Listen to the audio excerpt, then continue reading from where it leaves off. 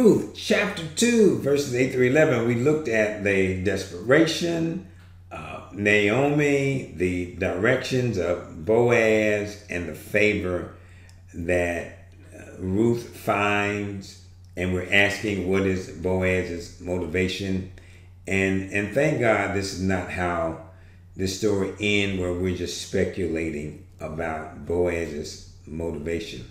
Notice we go from the decision to move to Moab, and then back to Bethlehem, and then notice the despair that we find in Naomi losing most of her family, and then notice finally in the story the deliverance. First of all, notice the investigation. Leaders are concerned about their team. Notice Boaz says, who is she? Where is she from? And the workers report. They report. Notice the report that they give. She's been here all day. She asked if she could come and glean, and she's been working all morning without a break. Leaders want to know about their team. Boaz is asking, what is her story? And of course, he eventually hears about Naomi and her loss, and how Ruth takes care of her. Investigation. Leaders are concerned about their team. Not only they're concerned, but notice there's not only the invitation, but there's also the invitation. Notice there's also,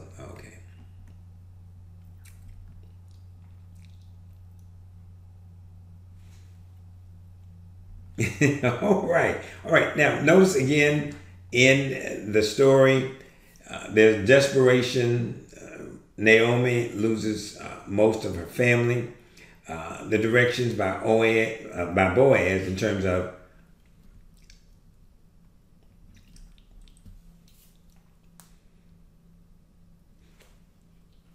All right. Now, thank God this is not how the story ends. Of course, in Ruth chapter 2, verses 8 through 11, we see the desperation of Naomi and, of course, and Ruth. And then we also see the directions given by Boaz, right? But our question was, what is Boaz's motivation? And thank God we are not left to speculating what is Boaz's motivation. First of all, of course, notice we go from decision to despair to now deliverance. Notice, first of all, here also the investigation. Leaders are concerned about their team. Boaz inquires, who is she? Where is she from? And then the workers report. She asked to come and glean. She's Naomi's daughter-in-law, and she's been working all day without a break here. It is the leader here. He takes the leadership role by asking, what is her story? Leaders are concerned about their team. And then not only is there the investigation, but there's also the invitation. Leaders connect with their team. After Boaz understands her circumstances and her situation, Boaz invites her to the table, right? Provides her with water and food and refreshment. And then notice this particular part of the story where Boaz, he learns of her circumstances, but he does not blame her for being in these particular circumstances.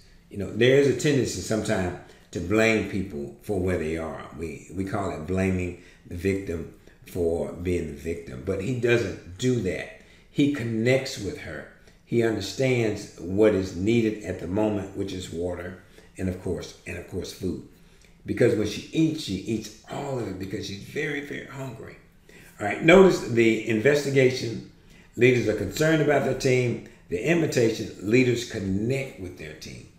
And then finally, this story helps us understand that leaders do provide the other workers, the entire team with instructions.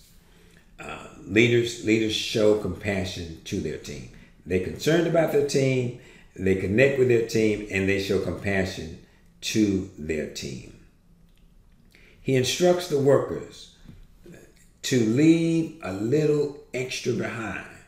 He says to the workers, we've got one of our own here, and we're going to make provisions for her. So when you're gleaning in the field, when you're harvesting the crop, leave a little extra behind on purpose, and that way she can get it.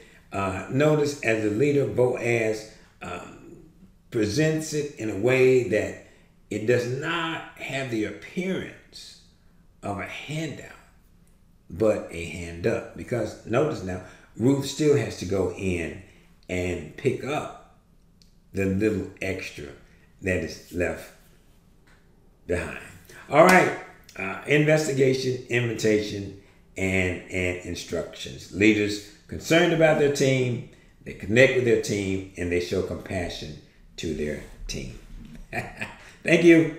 All right, gotta go.